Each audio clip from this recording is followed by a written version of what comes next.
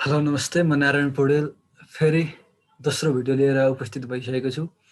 हामी companies act पढिरहेका छौँ र हामीले हिजोसम्म च्याप्टर 2 सम्म सिद्ध्याएका थियौँ, सेक्सन 17 सम्म, जसमा हामीले भिभिआई सेक्सन कभर गरेका थियौँ। सेक्सन 2 का केही इम्पोर्टेन्ट डेफिनेसनहरू पढेका थियौँ, 3 पढेका थियौँ, 4 पढेका थियौँ, 5 पढेका थियौँ, 6 पढेका थियौँ, 7, 8 पढेका थियौँ, 9, 10, 12 पढेका थियौँ, हामीले 11 पढेका थियौँ, 13, 14, 17 पढेका थियौँ र आज चाहिँ हामी च्याप्टर 3 सुरु गर्न गइरहेका छौँ, जुन चाहिँ एक्जामका लागि भिभिआई सेक्सनहरू छन्, ती सबैलाई हामी हेर्दै जानेछौँ। र च्याप्टर 3 चाहिँ हाम्रो memorandum of association, articles of association and prospectus सम्बन्धित छ। यो चाहिँ कम्पनीका लागि मेजर डकुमेन्टहरू मानिन्छन्।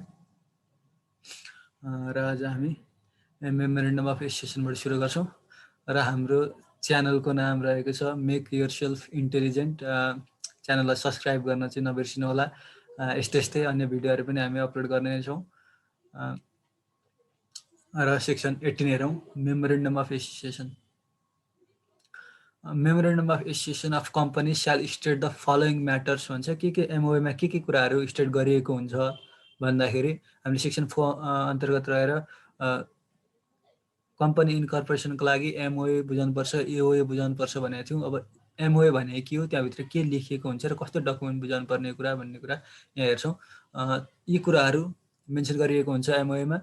एमा the name of the company, कम्पनीको नाम के हुने त्यो लेखेको हुनु पर्यो। अर्को the address of the registered office of the company, registered office कहाँ हुने, उसको मेन अफिस रजिस्टर्ड हुने अफिस चाहिँ कुन हो, त्यो रजिस्टर अफिस को एड्रेस पनि त्यहाँ लेखेको हुनु पर्यो।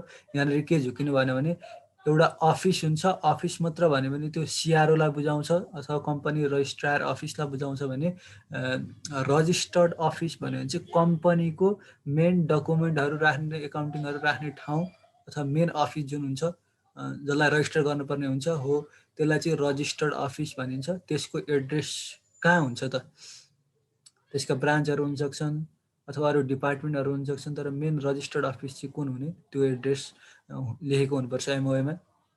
अर्को the objective of the company, कम्पनीको अब्जेक्टिभ के हुने त, किन कम्पनी खोलिएको भन्ने अब्जेक्टिभ पनि मेन्सन गरिएको हुनुपर्छ एमओएमा। अर्को acts to be carried out to accomplish the objective of the company, त्यो अब्जेक्टिभलाई के काम गरेर चाहिँ पुरा गर्ने त भन्ने कुरा पनि लेखेको हुनुपर्छ। अब यो चुज गर्दाखेरि चाहिँ हाम्रो अब अनलाइनबाटै चुज गर्न मिल्छ र त्यहाँ कोडहरू दिएको हुन्छ के कारोबार गर्ने र त्यो अब्जेक्टिभ एचिभ गर्ने भन्नेको लागि त्यहाँ कोडहरू हुन्छ। त्यो कोडहरू छानेर म यो कारोबार गर्छु अथवा त्यस्तै रिलेटेड कृषि गर्ने भनेपछि कृषिमा बाख्रा पालन, गाई पालन, भैँसी पालन के हुन्छ त्यो रिलेटेड कुराहरू, त्यो सबै कुराहरू सेलेक्ट गर्न मिल्छ। खोजेर कोड हामीले हाल्नुपर्छ र आफ्नो अब्जेक्टिभहरू सेट आउट गरेर एमओएको लागि पठाउनु पर्ने हुन्छ अथवा एमओएमा मेन्सन गर्नुपर्ने हुन्छ। अर्को यी नम्बरमा छौँ हामी, the figure of the authorise capital of the company and the figure of the share capital to be issued by the company for time being and the figure of undertaken to be paid by the promoter of the company भन्ने कुरा गर्यो। Authorise capital कति हुने त कम्पनीको, authorise capital भनेको maximum limit जतिसम्म चाहिँ त्यो कम्पनीले सेयर इस्यु गर्न सक्छ, जसको आधारमा अथराइज क्यापिटलको आधारमा कम्पनी इन्कर्पोरेट हुँदाखेरि चाहिँ सिआरओले फी लिने गर्छ, रजिस्ट्रेसनको लागि फी अथराइज क्यापिटलको आधारमा लिने गर्छ। त्यही भएर कतिसम्म अथराइज क्यापिटल राख्ने भन्ने कुरा चाहिँ एमओएमा लेखेको हुनुपर्छ र त्यसमध्ये कति इस्यु गर्ने त, अथराइज क्यापिटल यति हो भने फुल्ली इस्यु गर्ने कि अथवा कति अलिक तल्लो लेभलसम्म मात्र इस्यु गर्ने कि कति इस्यु गर्ने त्यो पनि मेन्सन गरेको हुनु पर्यो। अर्को प्रमोटरले कति लिने भनेको छ, कति लिएर म तिर्छु भनेको छ, कति सेयर लिएर, त्यो टोटल सेयरमध्ये कति सेयर लिएर प्रमोटरले मैले यति चाहिँ लिएर म यसको पैसा तिर्छु भनेको छ, त्यो कुरा पनि मेन्सन गरेको हुनु पर्यो एमओएमा। अर्को the types of shares of company, right and power inherent in such shares, value of each shares, number of shares of different types भन्यो भनेपछि टाइप्स अफ सेयर कस्ता कस्ता सेयर हुने, इक्विटी सेयर, प्रिफरेन्स सेयर, कस्ता share हुने, right त्यसमा कस्तो हुने, फुल भोटिङ राइट हुने कि नहुने, अथवा कतिसम्म भोट गर्न पाउने, कतिसम्म नपाउने भन्ने कुराहरू इनहेरेन्ट के छ सेयरमा, त्यो राइट्स पावर चाहिँ। अर्को भ्यालु अफ इच सेयर, कति कति सेयरको भ्यालु कति हुने, पावर भ्यालु कति हुने भन्ने कुरा। अर्को number of share of different types, different टाइपको सेयरको नम्बर कति हुने भन्ने कुरा पनि एमओएमा लेखेको हुनुपर्छ। अर्को restrictions if any in the purchase or transfer of share, share purchase गर्न अथवा ट्रान्सफर गर्न कुनै रेस्ट्रिक्सन लगाउनु पर्ने छ भने, किन्न पाइँदैन है, बाहिरको मान्छेलाई बेच्न पाइँदैन, सेयर यसरी बेच्न पाइँदैन भन्ने कुरा, त्यस्तो केही रेस्ट्रिक्सन लगाउनु पर्ने छ भने त्यो एमओए भित्रै मेन्सन गरिसकेको हुनुपर्छ। अर्को number of shares which the promoters have undertaken to subscribe for the time being, माथि पनि हामीले कुरा गऱ्यौँ यीमा प्रमोटरले कति सेयर लिन्छु भनेर अन्डरटेक गरेछ, सब्सक्राइब गर्छु भनेर अन्डरटेक गरेछ हो, त्यो नम्बर अफ सेयर पनि एमओएमा मेन्सन गरेको हुनु पर्यो।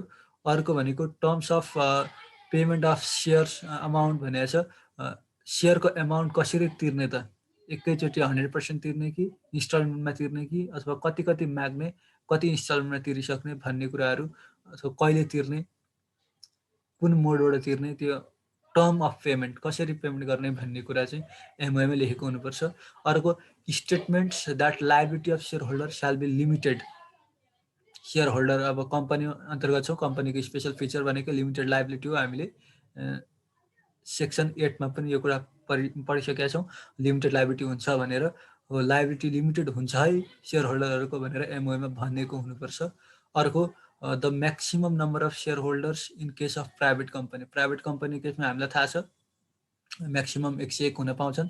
दुईवटा एक्सेप्सन पढाएको थियौँ हामीले, इम्प्लोइ स्किम अन्तर्गतको लागि गनिँदैन, र अर्को ट्रान्सपोर्टेसन बिजनेस अन्तर्गत रहेर इन्टरप्रिन्योर कमिटी अन्तर्गत रहेर सञ्चालन भइरहेका ट्रान्सपोर्टेसन बिजनेसहरूले चाहिँ प्राइभेट कम्पनीमा कन्भर्ट भयो भने त्यो तोकेको समयमा जति पनि सेयर होल्डर हुन पाउँछन् भन्ने कुरा गरिएको थियो। त्यो एक्सेप्सन बाहेक 101 जना भन्ने कुरा गरेका थियौँ, र 101 जना त म्याक्सिमम लिमिट एक्टले दिएको भयो, तर एमओएमा ल म्याक्सिमम 50 जना मात्र हुने भनेर उनीहरूले नियम बनाउँछन् भने एमओएमा उनीहरूले त्यो नियम राख्न पाए र 50 जनाभन्दा माथि जान पाएनन्। त्यसरी म्याक्सिमम लिमिट कति हुने त सेयर होल्डरको in case of private company, त्यो पनि एमओएमा लेखेको हुनुपर्छ। अर्को हाम्रो अदर नेसेसरी म्याटर्स भनेको छ, अरू कुनै आवश्यकता अनुसार एमओएमा थप्न सक्यो। एमओए भनेको हाम्रो पावर दिने हो, त्यो जुरिस्डिक्सन अथवा त्यो पावर भित्र रहेर कम्पनीले काम गर्नुपर्ने हुन्छ, त्यही भएर कति पावर एक्वायर गर्ने त्यो पावर चाहिँ एमओएमा मेन्सन गरेको हुनु पर्यो, एमओए बनाउने मान्छेहरूले अथवा भनौँ प्रमोटर्सहरूले। अर्को if any of the following matters shall be done or provided in addition to those mentioned in subsection 1, the memorandum of association shall also state such matters.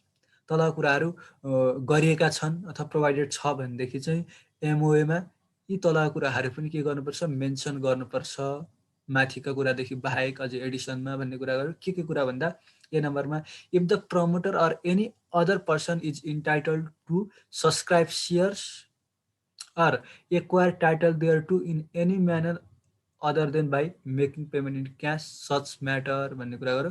प्रमोटरले चाहिँ यदि इन्टाइटल छ कि सेयर लिने, सब्सक्राइब गर्ने अथवा कुनै टाइटल, सेयरको टाइटल एक्वायर गर्ने केबाट भन्दा पैसादेखि बाहेक अरू कुनै कुराबाट, पैसादेखि बाहेक अरू कुनै कुरा दिएर प्रमोटरले अथवा अरू कुनै व्यक्तिले सेयरको सब्सक्राइब गर्न पाउँछ अथवा सेयरको टाइटल आफ्नो बनाउन पाउँछ भनेदेखि त्यो म्याटर चाहिँ एमओएमा लेखेको हुनुपर्छ, त्यो पावर हुनुपर्छ एमओएमा, अनि मात्र प्रमोटरले अथवा अरू कुनै मान्छेले त्यसरी अदर देन क्यासमा सेयर लिन पाउँछन्। अर्को बी नम्बरमा भनिएको छ, if the company is to acquire any property in any manner from the promoter or any other person at the time of commencement of its transaction such matter, यदि company commencement हुँदाखेरि प्रमोटरबाट अथवा अन्य कुनै व्यक्तिबाट कम्पनीले कुनै किसिमको प्रोपर्टी एक्वायर गर्नुपर्ने छ भनेदेखि, एक्वायर गर्नुपर्ने हुन्छ भनेदेखि त्यो कुरा पनि एमओएमै लेखिसकेको हुनुपर्छ, अनि मात्र एक्वायर गरेर त्यसरी चलाउन पाउँछ कम्पनीले। अर्को if the company itself to bear the expenses incurred on its incorporation such matter, यदि कम्पनीले आफ्नो इन्कर्पोरेसनमा लागेको सबै खर्च इन्कर्पोरेसनको लागि लागेको प्रि इन्कर्पोरेसन भनौँ अथवा इन्कर्पोरेसन एक्सपेन्सेस जुन हुन्छ रजिस्ट्रेसन एक्सपेन्सेसहरू जुन हुन्छ त्यो एक्सपेन्सेसलाई कम्पनी आफैले बेयर गर्नुपर्ने भन्ने छ भनेदेखि त्यो पनि एमओएमा कम्पनीले बेयर गर्छ है भनेर लेखिएको हुनु पर्यो एमओएमा। अर्को डी नम्बरमा, if the promoter or any other person is entitled to any special privilege or right from the company such matter, promoter अथवा अन्य कुनै व्यक्तिले कम्पनीबाट कुनै स्पेसल प्रिभिलेज अथवा राइट पाउँछ भनेदेखि त्यो कुरा पनि एमओएमा भनेको हुनु पर्यो, अनि मात्र उसले त्यो फेसिलिटी इन्जोय गर्न पाउँछ, नत्र पाउँदैन भनेपछि एमओएमा लेखिएको हुनु पर्यो।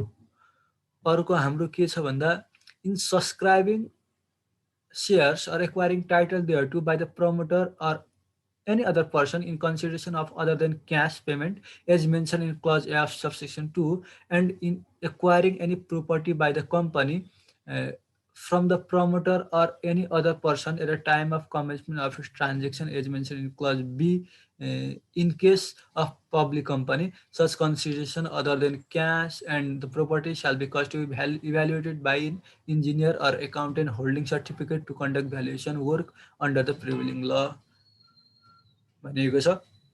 र हामीले माथि के पढिसक्यौँ भन्दाखेरि 2 को ए र बीमा हामीले के भनेको छौँ, प्रमोटरले अथवा कुनै व्यक्तिले चाहिँ अदर देन क्यासमा सेयर एक्वायर गर्न पाउँछ भनेदेखि भनेको क्यास नदिइकन अरू केही कुरा प्रोपर्टीहरू दिएर एक्वायर गर्न पाउँछ सेयर भनेदेखि, अथवा चाहिँ कम्पनीले के गर्नलाई छ प्रमोटरबाट अथवा अन्य कुनै व्यक्तिबाट चाहिँ प्रोपर्टी एक्वायर गर्नेवाला छ भनेदेखि त्यो दुईटा केसमा चाहिँ पब्लिक कम्पनीले के गर्नुपर्छ भन्दा त्यो प्रोपर्टीलाई चाहिँ भ्यालुएसन गर्नुपर्छ। त्यो चाहे सेयर किन्नको लागि होस् अथवा कम्पनीले एक्वायर गरेको प्रोपर्टी होस्, त्यसको भ्यालुएसन गराउनुपर्छ। कहाँबाट भन्दा बाई द इन्जिनियर अथवा एकाउन्टेन्ट होल्डिङ सर्टिफिकेट, जसले सर्टिफिकेट होल्ड गरेको एकाउन्टेन्ट छ हो उसले अथवा इन्जिनियरले भ्यालुएसन गरिदिनु पर्यो। प्रिमियम ल अन्तर्गत रहेर जसले एकाउन्टेन्टले सर्टिफिकेट होल्ड गरेको छ उसले अथवा इन्जिनियरले, अनि मात्र भ्यालुएसन गराएर मात्र लिनु पर्यो भन्ने कुरा हो। 4 number of the criteria for the valuation of the property of any property pursuant to subsection 3 shall be as prescribed, and unless such criteria are prescribed, the person valuated such property shall mention the criteria employed by him or her to valuate the property भन्ने कुरा गर्यो।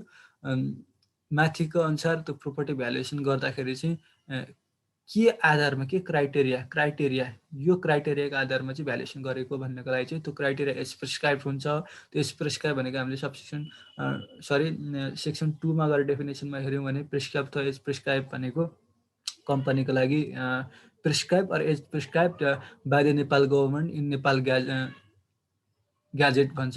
उसको जुन notice निकाल्ने ठाउँ छ त्यसमा government नेपालले जे नोटिस निकाल्छ अथवा ग्याजेटमा जे नोटिस निकाल्छ त्यहाँ जे भनेको हुन्छ त्यही नै हो। यसका लागि भनेको प्रिस्क्राइब अथवा एज प्रिस्क्राइब भनिसकेपछि 2 ले त्यो भन्यो, सेक्सन 2 ले त्यो भनेको छ।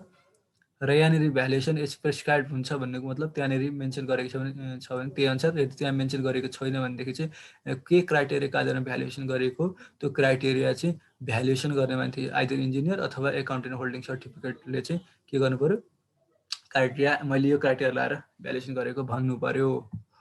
अब if the memorandum of association is inconsistent with this act it shall ipso facto be void to the extent of such inconsistency. यदि मेमोरेन्डम कम्पनीको पावर हो भने मेमोरेन्डम पनि एक्टभित्र रहेर बन्नुपर्छ। कम्पनीले पावर लिँदा कानुनभित्र रहेर यो ऐनभित्र रहेर आफ्नो पावर सेट आउट गर्नुपर्छ। ऐनले दिएकै छैन भनेदेखि त त्योभन्दा बिउन जानै सक्दैन। त्यही भएर मेमोरेन्डम अफ एसोसिएसन चाहिँ एक्टभन्दा बाहिर गयो अथवा एक्टसँग इन्कन्सिस्टेन्ट भयो भनेदेखि जति एक्सटेन्टसम्म इन्कन्सिस्टेन्ट हुन्छ त्यसलाई चाहिँ भोइड मानिन्छ। सो त त्यसलाई भोइड मानिन्छ, इप्सो फ्याक्टो बी भोइड मानिन्छ भन्ने कुरा गरेर त्यसको अर्थ हुँदैन, त्यो भ्यालिड हुँदैन यदि मेमोरेन्डम अफ एसोसिएसन चाहिँ एक्टभन्दा बाहिर गएर पावर एक्वायर गर्न खोजेको छ भनेदेखि। अर्को the format of memorandum of association स्याल बी एज प्रिस्क्राइब, यो पनि प्रिस्क्राइब्डै हुन्छ एमओए। अब यो प्रिस्क्राइब भनेको हामीले भनिहाल्यौँ गभर्मेन्ट नेपालले नेपाल ग्याजेटमा भनेको कुरा भनेर 2 ले सेक्सन 2 ले भनेको छ। अर्को हाम्रो भिभिआई छ 19 छ section, signature to be affixed on the memorandum of association भन्छ। Signature to be affixed on Memorandum of Association. The Memorandum of Association of companies shall state the full names and addresses of its promoters, indicate the number of shares which each promoter has undertaken to subscribe, and be signed by each of them. भनेपछि एमओएमा प्रमोटरको फुल name र एड्रेसहरू लेखेको हुनुपर्छ र तिनीहरूले share कति लिने भनेर subscribe गर्ने भनेर लिएका छन् हो त्यो नम्बर यति एउटा लिन लागेको भनेर पनि एमओएमा लेखेको हुनुपर्छ र ती सबै प्रमोटरले इच अफ देम लेखी गरेको हुनुपर्छ साइन गरेको हुनुपर्छ एमओए हाम्रो हेडिङ के छ signature to be affixed on MOA भनेको छ उनीहरूले साइन गरेको हुनु पर्यो 2 नम्बरमा the memorandum of association shall clearly contain the names and the address of witness for each promoter and also bear the signature of such witness. अब एमओएले अर्को कुरा के पनि सेट आउट गरेको हुनु पर्यो भन्दा इच प्रमोटरको विटनेस हरेक प्रमोटरको लागि हरेक साक्षी हर एक प्रमोटरको लागि हर एक साक्षी चाहिन्छ त्यो साक्षीको सिग्नेचर पनि एमओएमा हुनुपर्छ अर्को 3 मा each promoter shall undertake to subscribe the shares as mentioned in the articles of association of the company and at least 100 shares if no provision is so mentioned भन्यो प्रमोटर हुनको लागि कति सेयर लिनुपर्छ भन्दाखेरि आर्टिकल्स अफ एसोसिएसनमा एउटा भनेको छ दुईटा भनेको छ जति भनेको छ आर्टिकल्स अफ एसोसिएसनमा जति भनेको छ त्यति लिने त्यति लिँदा प्रमोटर बन्न पायो यदि आर्टिकल्स अफ एसोसिएसनले केही प्रोभिजन बनाएन हामी आर्टिकल्स अफ एसोसिएसनमा 20 मा छ त्यसमा केही प्रोभिजन बनाएको छैन कति लियो भने चाहिँ प्रमोटर बन्ने भन्ने प्रोभिजन छैन भनेदेखि एटलिस्ट 100 सेयर चाहिँ होल्ड गर्नुपर्छ प्रमोटर बन्नका लागि एटलिस्ट 100 सेयर्स ओके यो केसलाई हुन सक्छ अर्को 4 मा no later than 1 year after the incorporation of a company an application may be made pursuant to the decision of the board of directors of the company to the office for the ratification of any minor mistake or printing or typing error appearing in the memorandum of association and articles of association submitted along with an application made under section 4 जुन section 4 मा name approval पाइसकेपछि एप्लिकेसनको साथमा MOA र AOA हामीले पठाउने भन्ने कुरा गरेका थियौँ हो त्यो पठाएको 1 वर्ष नबित्दै अथवा 1 वर्षको विदिनमा 1 वर्षभित्र चाहिँ केही कुरा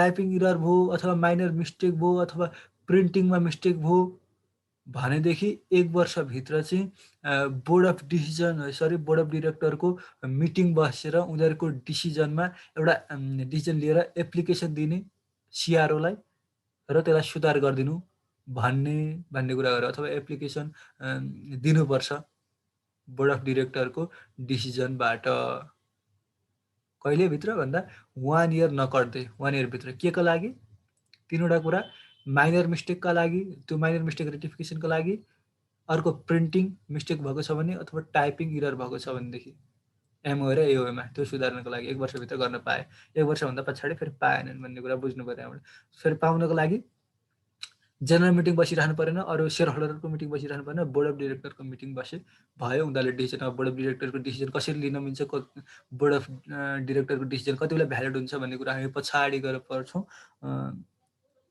त्यति भएपछि हामीले त्यसलाई सुधार गर्न सक्छौँ सिआरओलाई एप्लिकेसन दिन सक्छौँ सुधार गरिदिनुहोस् भनेर अब if an application is made pursuant to subsidy for the office shall if it deems proper after examining it rectify such mistake or error and record the same यदि त्यो एप्लिकेसन पाइसकेपछि सिआरओलाई सबै कुरा चेक गर्दा हो रहेछ त्यो मिस्टेक रहेछ भन्ने कुरा लाग्छ र एप्रोप्रिएट लाग्छ भनेदेखि चाहिँ उसले के गर्नुपर्छ त्यो कुरालाई रेक्टिफाई गर्नुपर्छ मिस्टेक अथवा इररलाई र त्यो कुरालाई सही कुरा के हो त्यसलाई पनि रेकर्ड गर्नुपर्छ provided however that no matter shall be rectified in a manner to alter the main objectives of the company तर कम्पनीकै अब्जेक्टिभ मेन अब्जेक्टिभ अल्टर गर्ने हिसाबले चाहिँ रेक्टिफाई गर्नु हुँदैन कम्पनीको मेन अब्जेक्टिभ नै अल्टर गर्ने हिसाबले रेक्टिफाई गर्नु हुँदैन किन अब्जेक्टिभ भन्ने साथ त शेयर होल्डरसँग पनि जोडिएको कुरा हुन सक्छ अब्जेक्टिभ नै गलत रहेछ भने शेयर होल्डरहरू पनि त्यो गलत एउटा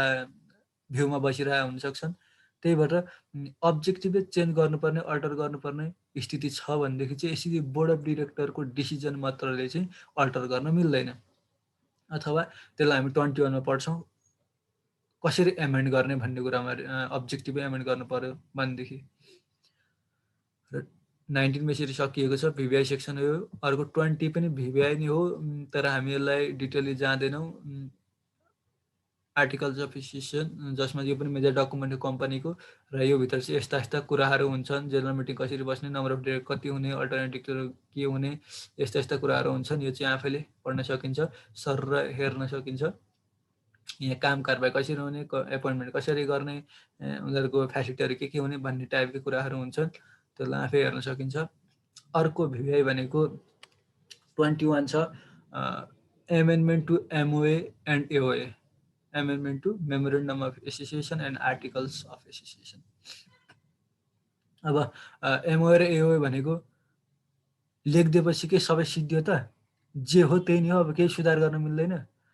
एकचोटि मैले एमओए बनाइसकेँ, मैले पावर यो एक्टभित्र रहेर मैले पावर सेट आउट गरिसकेँ कम्पनीको लागि भने, अब मैले फर्दर अरू पावर अथवा पावर चेन्ज गर्न मिल्दैन त? एमओएको पावर चेन्ज गर्न मिल्दैन, आर्टिकल्स अफ एसोसिएसनको प्रोभिजन चेन्ज गर्न मिल्दैन त? अथवा मिल्छ भने एमेन्डमेन्ट गर्न मिल्छ भने कसरी भन्ने कुरा 21 ले डिल गर्छ। हेरौँ के भन्छ 21 ले। The general meeting of the company may subject to section 6 amend the memorandum of association or articles of association by adopting a special resolution to that effect. यदि एमओ र एओलाई सुधार गर्न चाहन्छ भने कम्पनीले जेनरल मिटिङ बसाएर स्पेसल रिजोल्युसन पास गरेर मात्र एमेन्डमेन्ट गर्न सक्छ। तर त्यो गर्दै गर्दा सेक्सन 6 लाई चाहिँ ध्यान दिनुपर्ने हुन्छ। सेक्सन 6 मा हामीले के पढाएको थियौँ, सिआरओले चाहिँ रजिस्ट्रेसन चाहिँ के गरिदिन सक्छ, नगरिदिन सक्छ, यस्ता यस्ता सिचुएसनमा भनेको छ। अब नामहरू आइडेन्टिकल हुने कुराहरू थियो त्यहाँनिर, improper in the view of morality decency etiquette भन्ने कुराहरू थियो। त्यस्ता यस्ता कुरा छ भने त एमेन्डमेन्ट नगरिदिन सक्छ। त्यो कुरालाई ध्यानमा राख्दै जेनरल मिटिङ बसाएर स्पेसल रिजोल्युसन पास गरेको छ भनेदेखि चाहिँ त्यो इफेक्टसम्मको लागि चाहिँ अथवा त्यही जेको लागि एमेन्ड गर्न खोजेको त्यसैको लागि स्पेसल रिजोल्युसन पास गरेको छ भनेदेखि एमेन्डमेन्ट गर्न सक्छ कम्पनीले। स्पेसल रिजोल्युसन भने के भनेको थियौँ हामीले, 75%ले त्यहाँ उपस्थित मध्ये 75% सेयर रिप्रेजेन्ट गर्नेहरूले चाहिँ के गर्छन्, डिसिजन लिन्छन् कि एमेन्ड गर्ने भनेर भने एमेन्डमेन्ट हुन्छ। अब the company shall give the information of any amendment made to the memorandum of association or articles of association pursuant to subsection 1 to the office within 30 days and the office shall record the same and give information there to the concerned company within 7 days after the receipt of such information. 21 को 1 अनुसार company आफैले meeting बसेर general meeting बसेर special resolution pass गरेर amendment गर्न सक्छ भनिसक्यो र उसले एमेन्डमेन्ट गर्यो भनेदेखि चाहिँ हामीले गऱ्यौँ नि, हामीले एमेन्डमेन्ट गऱ्यौँ नि भनेर एमओरेमा एमेन्डमेन्ट गऱ्यौँ नि भनेर 30 डेजभित्र एमेन्डमेन्ट गरेको 30 डेजभित्र स्पेसल रिजोल्युसन पास गरेको 30 डेजभित्र चाहिँ सिआरओलाई चाहिँ इन्फर्मेसन दिनु पर्यो, नोटिस दिनु पर्यो, इन्फर्मेसन दिनु पर्यो हामीले सुधार गऱ्यौँ भनेर। र त्यो 30 डेजभित्र दिइसकेपछि चाहिँ अफिसले जब त्यो इन्फर्मेसन पाउँछ, पाएको 7 दिनभित्र चाहिँ उसले के गर्नु पर्यो, त्यो कुरा चाहिँ रेकर्ड गर्नु पर्यो। ल तिमीले एमओरे सुधार गरेछौ, ल मैले पनि सुधार्देँ भनेर उसले पनि आफ्नो रजिस्टरमा के गर्नु पर्यो, सुधार गर्नु पर्यो। अर्को 3 र 7 दिनभित्र मैले सुधार गरिदिएँ है, तिम्रो कुरा तिमीले भनेको थियौ सुधार गरेँ भनेर भनेको थियौ, मैले पनि यहाँ रजिस्टरमा सुधार गरिदिएँ भनेर सिआरओले नोटिस दिनु पर्यो 7 दिनभित्र। अब 3 नम्बर के छ, notwithstanding anything contain in subsection 2 if any company has to amend its name it shall adopt a special resolution to that effect at its general meeting and make an application accompanied by the fees as prescribed for approval of the office. And if the office gives approval to amend the names as per the application so received, the name of the company shall be amended. अब master 1 र 2 मा त amend गर्न सक्छ, amendment गर्न सक्छ कम्पनीले भन्ने कुरा भनिहाल्यो एमओरे एओलाई। 3 मा चाहिँ के भन्यो नि, तर नाम चाहिँ एप्रुभल गर्नुपर्ने छ भने तिमीलाई सुरुमा एमेन्ड गरेर मैले एमेन्ड गरेँ है भन्दिन पाउँदैनौ सिआरओलाई। सुरुमा एप्रुभल लिऊ, सिआरओबाट एप्लिकेसन दिएर सुरुमा त के गर, जेनरल मिटिङ बसाऊ, स्पेसल रिजोल्युसन पास गर, अनि एप्लिकेसन देऊ र फिज पनि तिर, प्रेस्क्राइब फिज पनि तिर अफिसलाई, सिआरओलाई, र तिरेर एप्रुभल लिऊ सुरुमा, मैले नाम एमेन्डमेन्ट गर्न लाग्यो भनेर। अनि उसले त्यो कुरा सबै कुरा ठिक लाग्छ र सिआरओले चाहिँ एप्रुभल दिन्छ भनेदेखि चाहिँ अब चाहिँ त्यसलाई एमेन्डमेन्ट भएको मानिन्छ। त्यो नाम एमेन्ड भएको मानिन्छ भनेपछि अरू कुरा एमेन्ड गर्न त ठिकै छ, नाम एमेन्ड गर्नु पर्यो भने चाहिँ सुरुमा एमेन्ड गरेर मैले गरेँ भनेर भन्दा पाइँदैन। सुरुमा मलाई पर्मिसन दिनुहोस् न नाम एप्रुभल गर्न भन्ने, अनि उसले पर्मिसन दियो भने मात्र त्यसलाई एप्रुभल दियो भने मात्र एमेन्डमेन्ट भएको मानिन्छ। तर एप्रुभल लिनुभन्दा अगाडि के गर्नु पर्यो, जेनरल मिटिङ बसाएर स्पेसल रेजोल्युसन चाहिँ पास गरेको हुनु पर्यो त्यो नाम एमेन्डमेन्ट गर्नको लागि, अनि मात्रै एप्रुभल माग्न जाने। अर्को हाम्रो 4 नम्बरमा छौँ हामी, if a shareholder of a public company who is not satisfied with an amendment made to the objective of the company may, on fulfilling the following requirements, file a petition setting out the reasons thereof in the court to have that amendment declared null and void बनाउनको लागि चाहिँ application दिन सक्छ। अब यहाँनिर अघिसम्म हामीले company मात्र भनेर पढिरहेको थियौँ 3 सबसेक्सनसम्म। अब 4मा चाहिँ पब्लिक कम्पनी भन्यो, उता चाहिँ त्यो 3वटै कम्पनीको कुरा आयो। यहाँ चाहिँ पब्लिक कम्पनीको सेयर होल्डर चाहिँ केमा सेटिस्फाइड भएनन् भन्दा अब्जेक्टिभ एमेन्डमेन्ट गर्ने कुरामा सेटिस्फाइड भएनन्। अब्जेक्टिभ एमेन्डमेन्ट गर्ने कुरामा सेटिस्फाइड भएनन्। जेनरल मिटिङ बस्यो, स्पेसिफिकेसन पास गर्यो, अब्जेक्टिभ चेन्ज गरिदियो, एमेन्ड गरिदियो। एमेन्ड गरेको कुरामा सबैलाई चित्त बुझ्छ भन्ने कुरा हुँदैन। जो पब्लिक कम्पनीको सेयर होल्डर जसलाई चित्त बुझ्दैन उनीहरूले चाहिँ क्राइटेरिया तलको 3वटा क्राइटेरिया फुलफिल गरेर चाहिँ पिटिसन फाइल गर्न सक्छन् कोर्टमा गएर। र किन त्यो कुरा गरिएको भनेर रिजन त चाहियो, कोर्टमा मुद्दा हाल्ने यो कारणले मैले यसको लागि मुद्दा हालेको भन्ने कुरा त हुनु पर्यो। त्यो रिजन सहित दिएर चाहिँ यो एमेन्डमेन्टलाई, यो अब्जेक्टिभ एमेन्ड गरेको छ त्यसलाई नल गरिदिनुहोस् अथवा भोइड बनाइदिनुहोस् भनेर चाहिँ कोर्टमा केस फाइल गर्न सक्छन्। अब कस्तो क्राइटेरिया फुलफिल गरेर भन्दा a shareholder or shareholders holding at least 5% shares of the paid up capital of the company except the shareholders who consent to or vote for the amendment or alteration has to make a petition। Petition कसले मात्र file, dissatisfied हुनसाथ file गर्न पाउने भन्ने होइन रहेछ। कसले चाहिँ file गर्न पाउने रहेछ भन्दा dissatisfied, public company share holder हो, डिससेटिस्फाइड छ र अथवा सेयर होल्डर अथवा मिलेर सेयर होल्डर्सहरू टुगेदरमा चाहिँ at least 5% of shares of the paid of capital of the company, कम्पनीको टोटल पेड अफ क्यापिटल जति हुन्छ त्यो पेड अफ क्यापिटलको कम्तीमा 5% चाहिँ होल्ड गर्छन् जसले पिटिसन फाइल गर्दैछन् अथवा गर्दैछ भनेदेखि चाहिँ त्यसलाई भ्यालिड मानिन्छ, त्यो केसलाई भ्यालिड मानिन्छ। नत्र भनेदेखि त्यो भोइड गराइदिनुहोस्, नल गराइदिनुहोस् भन्न क्याप्सिटी हुँदैन। क्याप्सिटी हुनको लागि 5% पेड अफ क्यापिटल होल्ड गरेको ग्रुप हुनु पर्यो, त एउटा मान्छे हुनु पर्यो। तर फेरि त्यो 5% गर्दाखेरि पहिले नै चाहिँ एमेन्ड अब्जेक्टिभ एमेन्ड गर्ने भनेर जसले सहमति दिएको छ त्यही मान्छे चाहिँ आएर अहिले चाहिँ त्यो एमेन्ड गर्न सहमति छैन भन्न चाहिँ पाउँदैन। त्यो मान्छे त्यो 5% गर्ने हुँदैन। पहिले चाहिँ उसले सुधार गर्नको लागि के गर्छ, सहमति दिइसकेको छ, कन्सेन्ट दिइसकेको छ, भोट दिइसकेको छ। अब चाहिँ होइन सुधार गर्नु हुँदैन भनेर फेरि कोर्टमा फाइल गर्न गइरहेको छ 5% भित्र बसेर भने त्यो चाहिँ पाउँदैन, त्यो चाहिँ गनिँदैन भन्ने कुरा हो। अर्को बीमा के क्राइटेरिया फुलफिल गर्नु पर्यो अनि मात्रै भोइड अथवा नुल गराउन सक्ने सम्भावना हुन्छ भन्दा a petition has to be filed within 21 days after the adaptation of adoption of the resolution to amend the objective of the company. कम्पनीको अब्जेक्टिभ चेन्ज गर्नको लागि जब जेनरल मिटिङ बसेर स्पेसल रेजोल्युसन पास हुन्छ, त्यो पास गरेको अथवा resolution pass गरेको 21 days भित्र के गरिसक्नु पर्यो, डिससेटिस्फाइड सेयर होल्डरहरूले, पब्लिक कम्पनीको सेयर होल्डरहरूले गएर कोर्टमा केस फाइल गरिसकेको हुनु पर्यो। 21 days भन्दा पछाडि गयो भने त्यसलाई भोइड बनाउन सकिँदैन।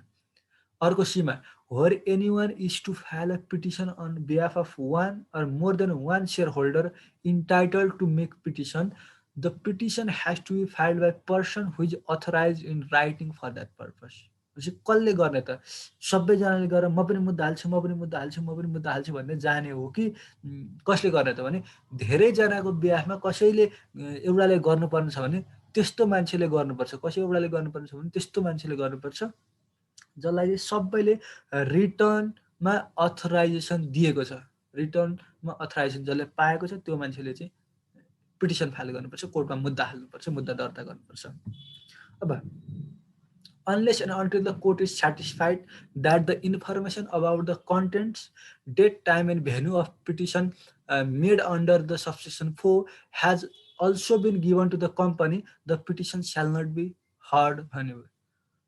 अब यसले के भन्यो भन्दा जबसम्म चाहिँ कोर्टमा केस फाइल गर्ने पार्टीहरू जुन छन्, डिसस्याटिस्फाइड सेयर होल्डरहरू जुन छन्, उनीहरूले चाहिँ त्यो मुद्दाको त्यो केसको कन्टेन्ट के हो, के को लागि मुद्दा हालेको, डेट कहिले हो, टाइम कहिले हो, भेन्यू कहाँ मुद्दा हालेको भन्ने कुरा चाहिँ जुन कम्पनीलाई दिँदैन, जुन कम्पनीको सेयर होल्डरले मुद्दा डिसस्याटिस्फाइड सेयर होल्डरले मुद्दा हाल्दैछन्, त्यो कम्पनीलाई नोटिस जबसम्म दिँदैन तबसम्म चाहिँ कोर्टले उनीहरूको सुनवाई गर्दैन, हर्ड गर्दैन, सेल नट बी हर्ड, सुनवाई हुँदैन, उनीहरूको कुरा सुनिँदैन त्यहाँनिर।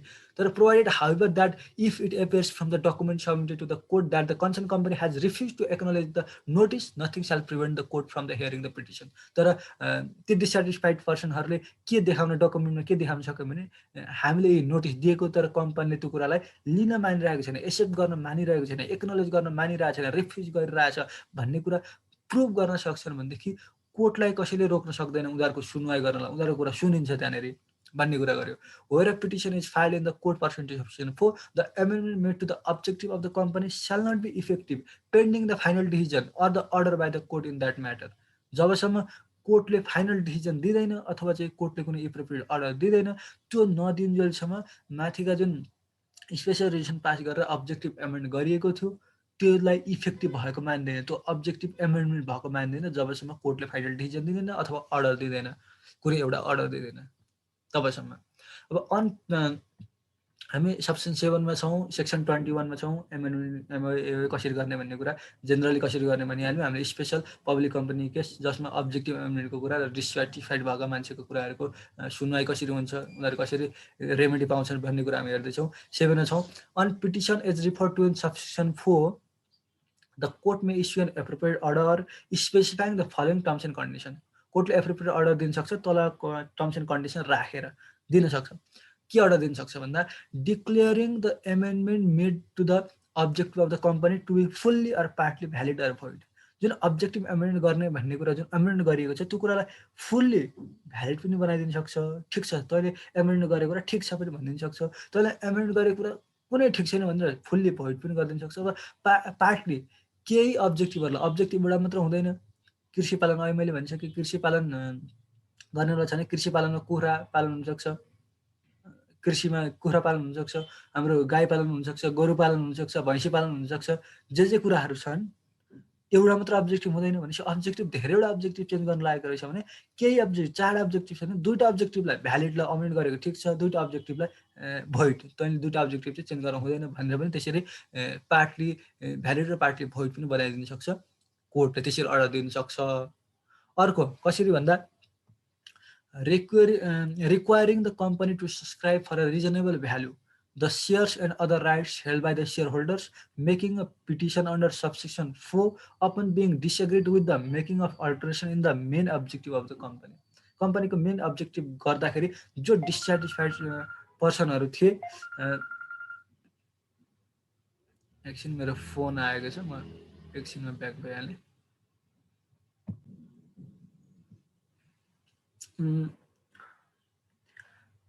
हामी बीमा थियौँ। जो मान्छे, जो सेयर होल्डरहरू मेन अब्जेक्टिभ अल्टर गर्दाखेरि डिसएग्रिड भएको थिए उनीहरूले जुन सेयर होल्ड गरेका छन् अथवा राइट उनीहरूको जुन कम्पनीबाट क्लेम गर्नुपर्ने कुरा छ हो त्यति बराबरको भ्यालु, रिजनेबल भ्यालु, त्यसको लागि रिजनेबल भ्यालु तिरेर उसका सेयरहरू सब्सक्राइब गरिदिने। तँलाई चित्त बुझ्दैन भने तेरो सेयर किनिदिन्छौँ, अब तँ मालिक नबन, तेरो यहाँ हक अधिकार हुँदैन भन्ने उसको सेयर किनिदिने, त्यसको लागि रिजनेबल भ्यालु तिर्ने र किनिदिने। कम्पनीले त्यसरी किन भनेर अर्डर दिन सक्छ कोर्टले अब मुद्दामा गइसकेपछि। सोल्युसनको रेमेडीको बाटो यो हो। अर्को,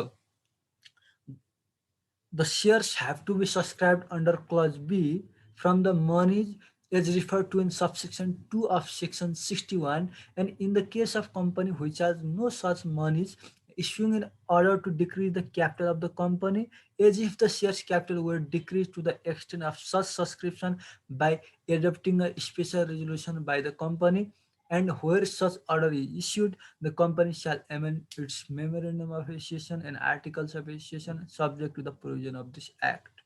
अर्को भन्यो त्यो रिजनेबल भ्यालु सब्सक्राइब गर्ने कुरा भन्यो। त्यो सब्सक्राइब गर्न चाहिँ कहाँबाट कुन पैसाबाट गर्ने त भन्दाखेरि चाहिँ जुन सेक्सन 61 को सबसेक्सन 2 मा भनेको पैसा जुन छ, सेक्सन 61 को सबसेक्सन 2 मा के भनेको छ भन्दा फ्री रिजर्भको कुरा गरेको छ। कम्पनीको लागि जुन free reserve which is available to distribute to the share holder अथवा एज अ डिभिडेन्डको रूपमा डिस्ट्रिब्युट गर्नको लागि जुन एभाइलेबल फन्ड हुन्छ, त्यसबाट चाहिँ त्यो पैसा कुरा गरेको छ 61 को 2 मा। त्यो पैसाबाट चाहिँ के गर्ने, त्यो बीमा भनेको रिजनेबल भ्यालु दिएर किनिदिने भनेको त्यो पैसाबाट किन्ने।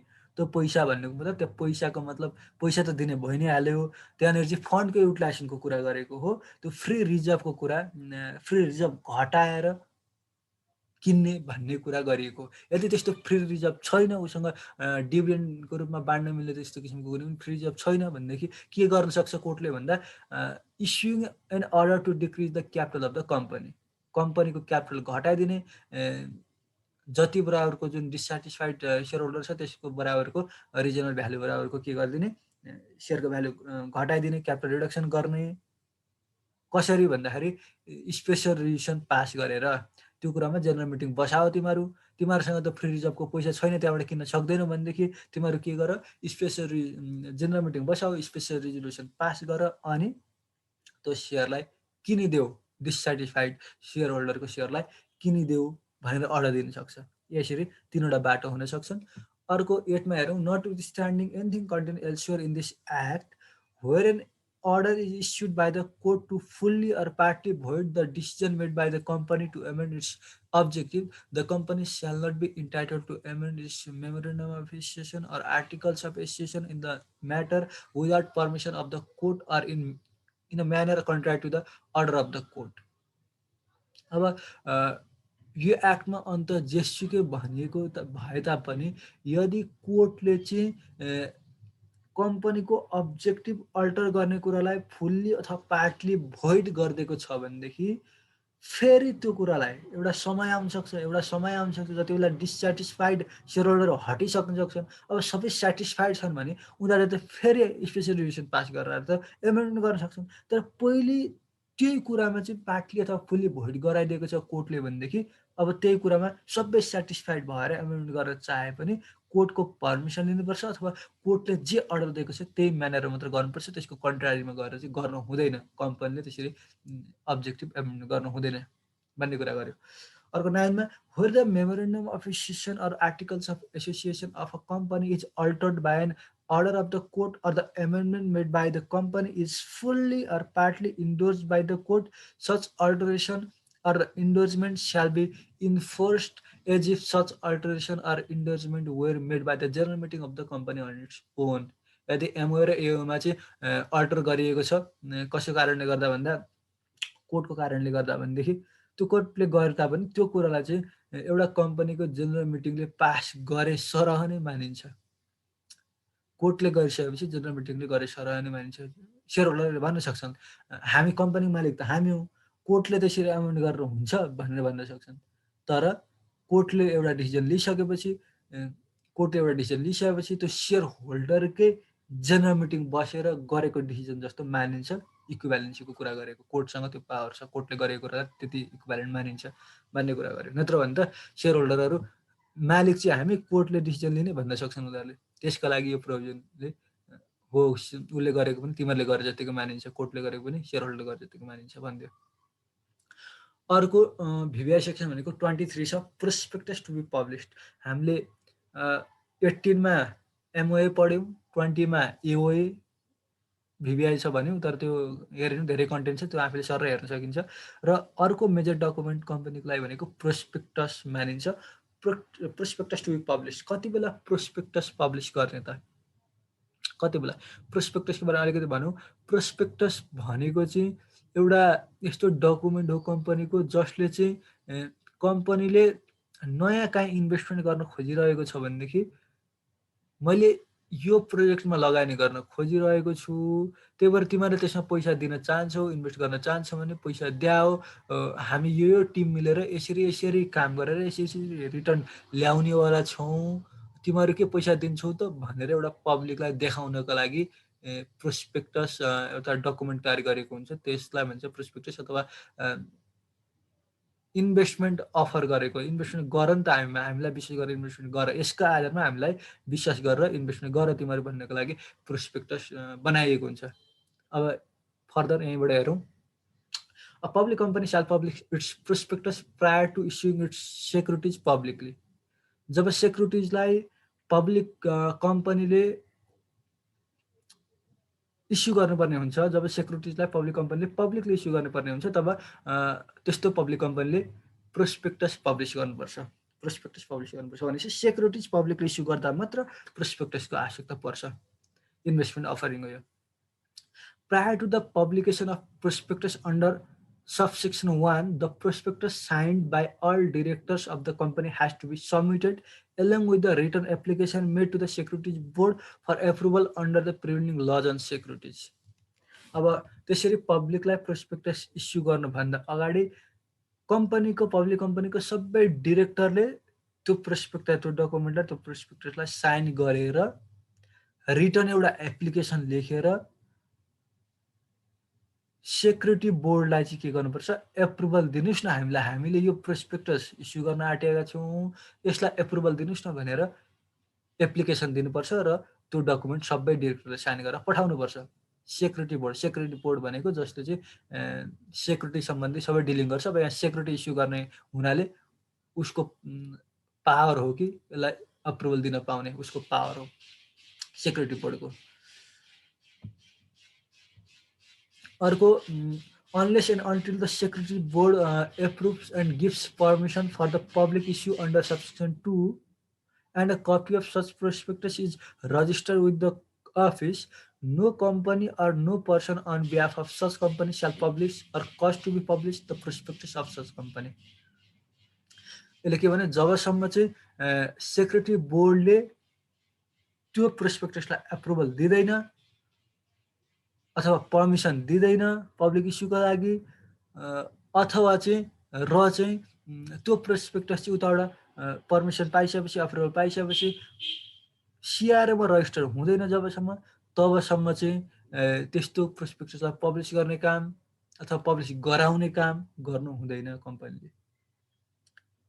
दुईवटा कुरा हुनु पर्यो, एउटा सेक्युरिटी बोर्डले अप्रुभल दिएको हुनु पर्यो र अप्रुभल पाइसकेपछि हाम्रो सिआरओले पनि त्यसलाई रजिस्टर्ड गराएको हुनु पर्यो, अनि मात्र पब्लिस गर्न पाइन्छ, नत्र त्यति बेलासम्म त्यो नगर्नुन्जेलसम्म पब्लिस गर्न पाइँदैन। 4 मा जाउँ। If it appears that the prospectus submitted pursuant to section 2 omits any important matter or contains any unnecessary matter in the matters, the security board shall cause the such prospectus to be amended or altered as required and grant approval to publish it in accordance with law. केही कुरा गल्ती छुटपुट भएको छ भनेदेखि security बोर्डले त्यसलाई सुधार गर्न, अल्टर गर्न, अमेन्ड गर्न सक्छ, गराउन लाउन सक्छ। If the prospectus submitted pursuant to section 2 is approved by the security board, the concerned company shall give to the office information thereof in writing accompanied by a copy of approval letter of the security board, and on receipt of that information and the office shall register the prospectus pursuant to this section, provided however that if it appears that any matter contained in this act has not been complied with, the office may refuse to register it. त्यसले के भन्यो, जब prospectus चाहिँ publish गर्नको लागि, issue गर्नको लागि approval पाइसक्यो security बोर्डबाट, त्यहाँबाट पाउन साथै सिआरओमा लगेर त्यो इन्फर्मेसन दिने, के को साथमा भन्दा त्यो पर्मिसन लेटर, सेक्युरिटी बोर्डले दिएको एप्रुभल लेटर अथवा पर्मिसन लेटर जुन छ त्यो लेटरको साथमा अफिसलाई बुझाउने, रजिस्टर गरिदिनुहोस् न भनेर, र अफिस भनेको सिआरओले चाहिँ रजिस्टर गरिदिन्छ। रजिस्टर गरिसकेपछि चाहिँ पब्लिस गर्न पाउँछ। कसले भन्दा कम्पनीले। तर फेरि यो कुराको लागि चाहिँ कम्पनी एक्ट सबै कम्प्लाई गरेको हुनुपर्छ। कम्पनी एक्ट अन्तर्गत जे कुरा कम्प्लाई गर्नुपर्छ त्यो कम्प्लाई भएको छ भने मात्रै सिआरओले रजिस्टर्ड गरिदिन्छ प्रोस्पेक्टसलाई। 6 मा, if any person demands for a copy of the prospectus registered pursuant to section 5, the office shall provide such copy by collecting the prescribed fees. यदि कोही पनि मान्छेले त्यो कम्पनीको प्रोस्पेक्टस माग्छ कहाँबाट भन्दा अफिसबाट, भनेको सिआरओबाट माग्छ भनेदेखि, कम्पनी रजिस्टर अफिसबाट माग्छ भनेदेखि उसले एउटा प्रिस्क्राइब फी लिएर चाहिँ त्यो कपी चाहिँ प्रोभाइड गरिदिनु पर्ने हुन्छ। 7 हो जाउँ, in publishing the prospectus pursuant to subscription 1 the company shall also mention that the prospectus has been approve by the security board and register with the office and the date thereof. अर्को कुरा के mention गर्नु पऱ्यो, security बोर्डबाट approve भएको हो र अफिसमा register सिआरओमा registered भएको हो र यो डेटमा अप्रुभ र रजिस्टर भएको भनेर पनि प्रोस्पेक्टसमा लेखेको हुनुपर्छ। The covering page of each prospectus shall also mention that such prospectus has been registered pursuant to this section and that the security board or the office shall not be liable to bear any kind of responsibility in respect of the matters mentioned therein. Cover पेजमा के लेखेको हुनु पर्यो, prospectus त्यो डकुमेन्टमा के लेखेको हुनु पर्यो भन्दाखेरि यो चाहिँ रजिस्टर्ड पनि छ, प्रोस्पेक्टस रजिस्टर भएको हो, रजिस्टर भएको यही सेक्सन अन्तर्गत र चाहिँ सेक्युरिटी बोर्डबाट अप्रुभल पाएको हो, तर त्यसको लागि रजिस्टर्ड र एप्रुभ भए तापनि सेक्युरिटी बोर्ड र अफिस अथवा सिआरओ चाहिँ यो कुराको लागि लायबल हुँदैन। यहाँभित्र कन्टेन्ट गरिएका जुन म्याटर्स हुन्छन् त्यसको लागि लायबल हुँदैन भनेर कभर पेजमै लेख्नुपर्छ प्रोस्पेक्टस इस्यु गर्दाखेरि। अर्को 9मा prior to the approval by the security board of prospectus of any company the concern company shall make an declaration before the security board that the provision of this act have been complied with and the security board may if deems necessary seek opinion of the office on that matter. हामीले के भन्यौँ, सुरुमा सबैले sign गरेर security बोर्डमा पठाउनुपर्छ भन्ने कुरा गऱ्यौँ। सेक्युरिटी बोर्डले अप्रुभ गर्यो भने अनि कम्पनी रजिस्टर अफिसमा गएर रजिस्टर गराउनुपर्छ भन्यौँ। तर सुरुमै त सबैले साइन गरेर सेक्युरिटी बोर्डमा जाँदाखेरि कम्पनीले एउटा डिक्लेयर गर्नु पऱ्यो कि मैले कम्पनी एक्टको यो कुरा प्रोस्पेक्टस पब्लिकेसन सम्बन्धी सबै कुरा के गरेको छु, फुलफिल गरेको छु भनेर सेल्फ डिक्लेरेसन गर्नु पऱ्यो, सबै कम्प्लाई गरेको छु भनेर। र सेभनले अथवा भने security board of exchange security बोर्डले चाहिँ चाह्यो भनेदेखि के साँच्चै कम्प्लाई गरेको छ त भनेर क्रस भेरिफाई कोबाट गराउन सक्छ भन्दा कम्पनी रजिस्ट्रार अफिसबाट गराउन सक्छ। कम्पनी रजिस्ट्रार अफिस भने कम्प्लाई रेकर्ड गर्नुपर्ने भनेपछि कम्पनी रजिस्ट्रार अफिसलाई सबै कुरो थाहा हुन्छ यसले कम्प्लाई गरेको छैन भनेर, त्यही भएर सिधै क्रस भेरिफाई कोसँग गराउन सक्छ, कम्पनी रजिस्ट्रार अफिसबाट। कसले भन्दा सेक्युरिटी बोर्डले। कहिले भन्दा त्यो एप्रुभल दिनुभन्दा अगाडि। 10 नम्बरमा other procedure to be fulfilled in publishing the prospectus and the matters to be set out in the prospectus shall be as mention in the prevailing law on securities.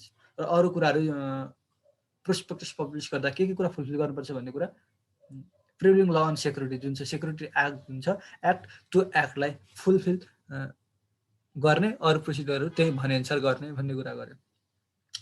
अर्को हाम्रो छ liability for matters content in prospectus.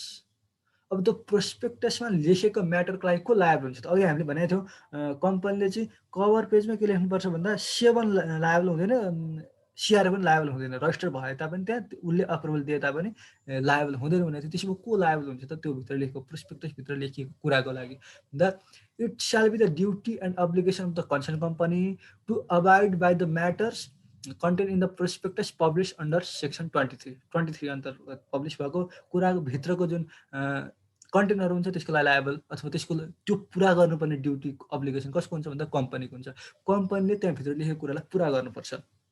2 नम्बरमा the directors who have sign the prospectus as refer to in subsection 1 shall be liable for the matters mention in that prospectus. त्यो भित्र लेखेको कुरा पुरा गर्नुपर्ने दायित्व कसको? कम्पनीको।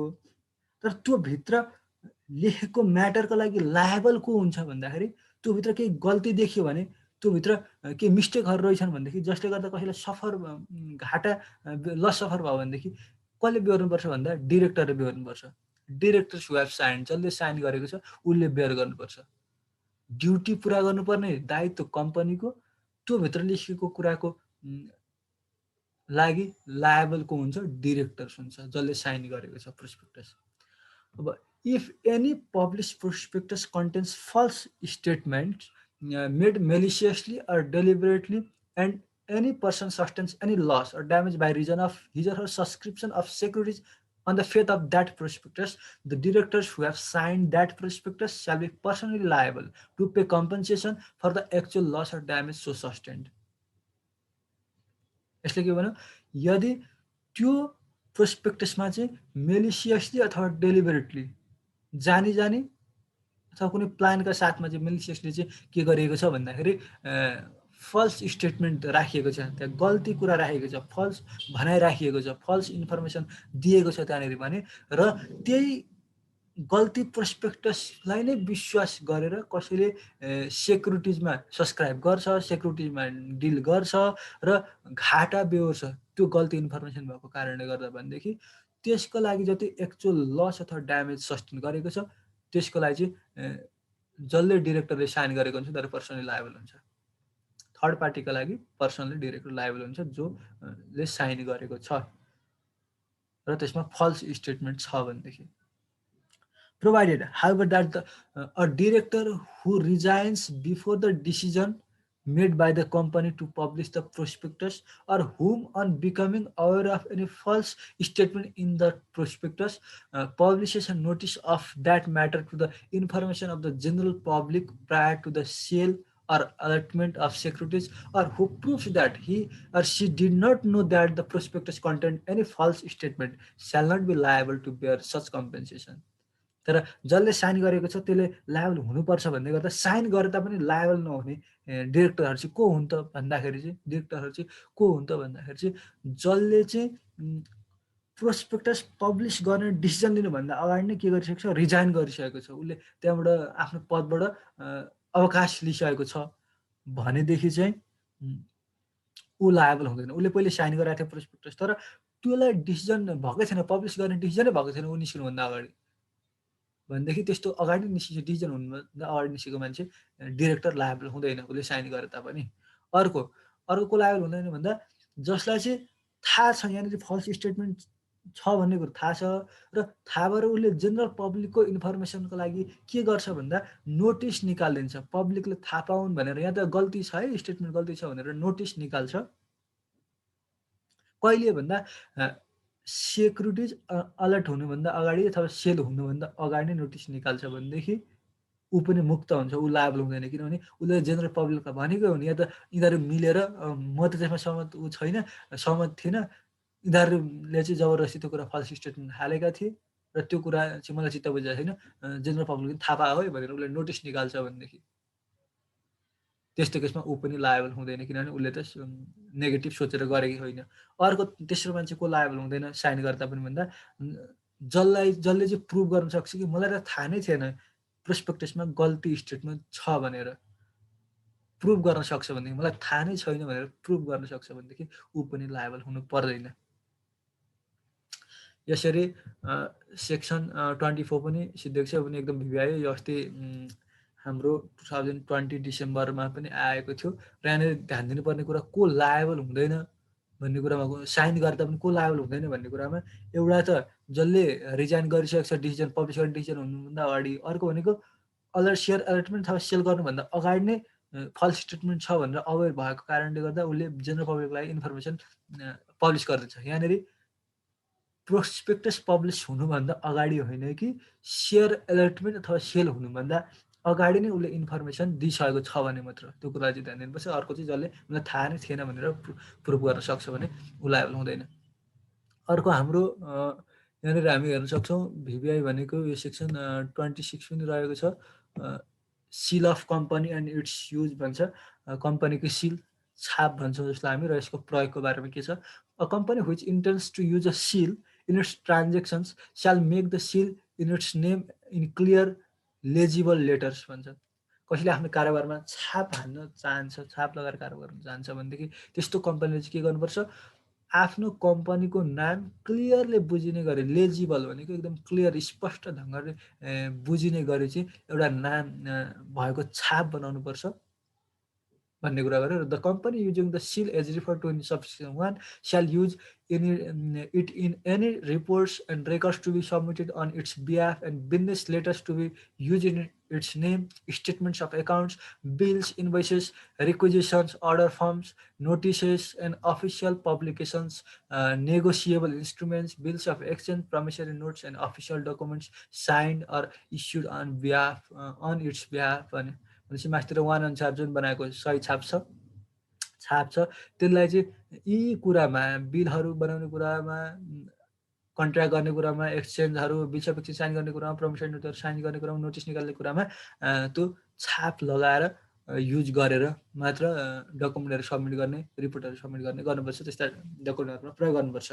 अर्को if any person fails to indicate the name of the company while signing on behalf of the company, the document mentioned in subsection 2, such person shall be personally liable for the same. त्यो document जुन 2 मा कुरा गरेको छ यसमा चाहिँ छाप हुनुपर्छ भन्ने कुरा हो।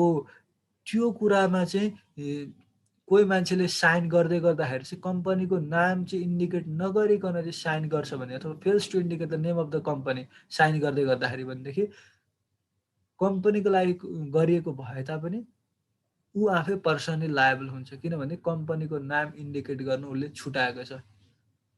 त्यही भएर कम्पनीको नाम इन्डिकेट गर्नुपर्छ, कम्पनीको छाप लगाउनुपर्छ, आफू लायबल हुनु छैन भनेदेखि।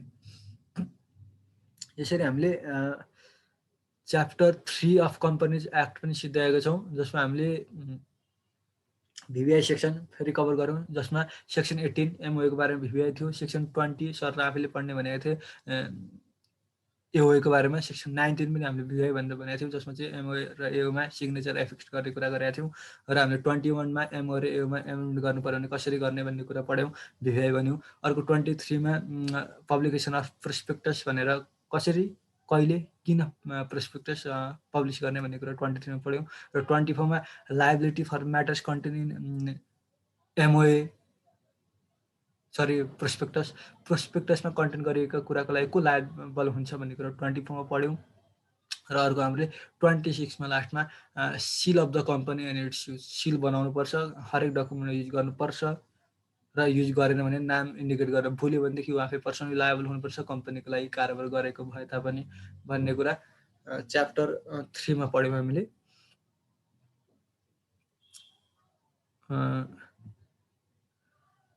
अब हाम्रो च्याप्टर 4 मा सेयर्स एन्ड डिभेन्चर्सको बारेमा कुरा हुन्छ। यसलाई चाहिँ हामी अर्को भिडियोमा कभर गर्नेछौँ र आजलाई चाहिँ हामी च्याप्टर 3 मै एन्ड गर्छौँ। हस्, थ्याङ्क यू सो मच। सल्लाह सुझाव प्रतिक्रिया दिन नभुल्नु होला। सिए स्टुडेन्टको हितको लागि बनाएको भिडियो, र आजलाई बाई बाई।